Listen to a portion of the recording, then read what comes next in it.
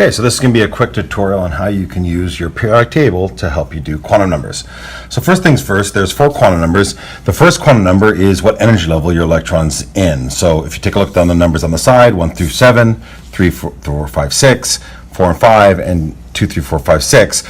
Make note that your helium, even though it's way over here, is still part of your first energy level. So if I put my finger on, let's say, carbon, I'd be like, well, the first quantum number is 2. If I put my finger on deuterium, I'd say that the first quantum number is 4. If I put my finger on uranium, I'd say the first quantum number is 5. And when I say uranium, what I mean is the 93rd electron, the last electron in each of these particular orbitals. So the second quantum number tells us the shape.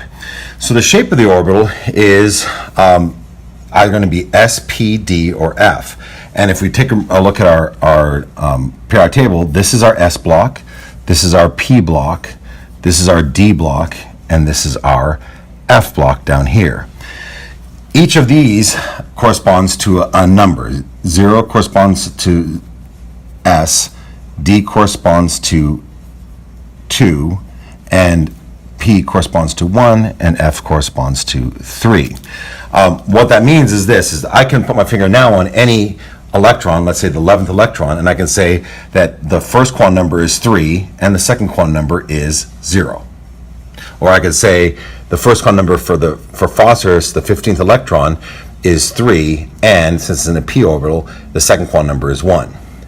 But the thing that the periodic table really shines at is it also can help us with the third and the fourth quantum number. Now, if you are having trouble understanding what each of these quantum numbers are, I encourage you to go back and look at the previous videos that talked about that particular intro to quantum numbers.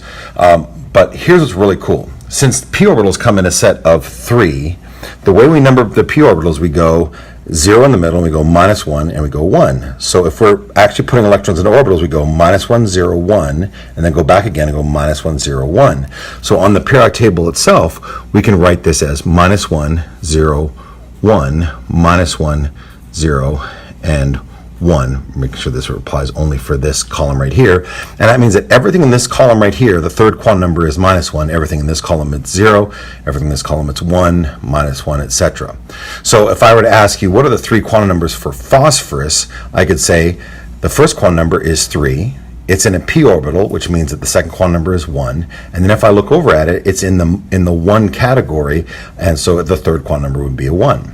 The d orbital works exactly the same way, except the d orbital, there are 5 orbitals that we're putting electrons in, and we go -2, -1, 0, 1, and 2, and then we go back and go -2, -1, 0, 1, 2. So when we're putting electrons in here, we're going to go -2, -1, 0, 1, 2, and then -2, -1, 0, 1, 2.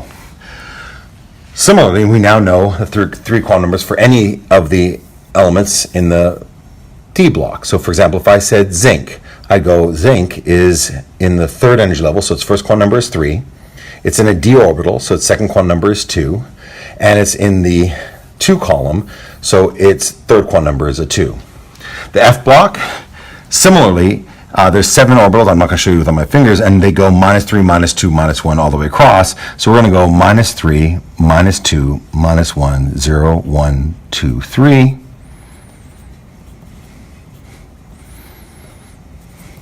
And now we have all of the third quantum numbers for the F block. Again, do an example of this. If I said uranium and I asked for the first 3 quantum numbers for uranium, I go first quantum number is 5. The second quantum number is 3 because that's what an F shape is. And the third quantum number would be a -1. So both these things in here are -1. Lastly, we love the S block because the third quantum number for both columns always is 0. So the first quantum number is based on what the row is, but then the second and third quantum number is always going to be a 0. So if I said rubidium, I can immediately go 5, 0, 0, because the shape is a 0, and the third quantum number, which orbital it's in, is also 0 because there's only 1 orbital for S. Lastly, and this is super cool, the fourth quantum number tells you whether or not you're the first or second electron in an orbital. Now again, refer back to the previous videos to figure out what that actually means. But on the periodic table, it's really neat because if you take a look at your p orbitals, the first 3 are all going to be one electron in, and the second 3 are going to be the second electron in. So if we put a dotted line going up here, or a line, everything on this side, these first 3 columns, are all going to be plus 1/2. Everything on this side is going to be minus 1/2.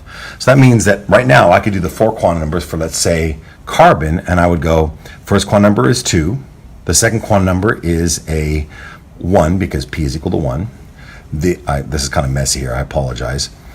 The third quantum number is a 0, and since it's on the plus 1/2 side, the fourth quantum number is a plus 1/2.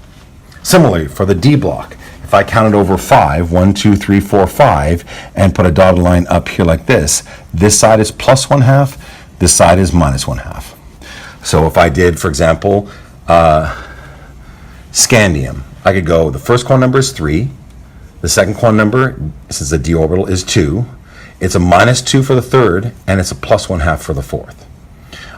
The S block is super great because there's only 2 columns here. The first column is plus 1/2, I wrote a minus there, plus 1/2, and the second column is minus 1/2. So now the example of rubidium, I go, rubidium is 5, and the 2 middle column numbers are always 0, so 0, 0, and then it'd be a plus 1/2 for the fourth number. And then down the very bottom, if you were to go between gadolinium and tiberium, we're going to do it underneath, which is not the greatest. This side is plus 1/2, and this side is minus 1/2. So if I were to do uranium, I'd go, the first quantum number is 5, because it's in the 5th energy level. The shape is a 3 for the second quantum number. It's in a minus 1 orbital, and it's in a plus 1/2. It's the first electron in there, so it's a plus 1/2. So I would encourage you guys to look back at the intro to quantum numbers to get an idea of how the quantum numbers work. But then this periodic table right now, it will allow you, just by writing it up this way, to be able to put your finger on any number of electrons and be able to determine the quantum numbers for that particular electron. Let me remind you again, though, when we say, hey, give me the 4 quantum numbers for chlorine, there are actually 17 electrons in chlorine, and each one of those 17 electrons will have a unique set of 4 quantum numbers. That's called the Pauli exclusion principle. When I say give me the 4 quantum numbers for chlorine, what I really mean is give me the 4 quantum numbers for the 17th electron in chlorine, and only that electron. So hopefully this has been helpful, and this will help you do well on your test. Thanks a lot. Bye.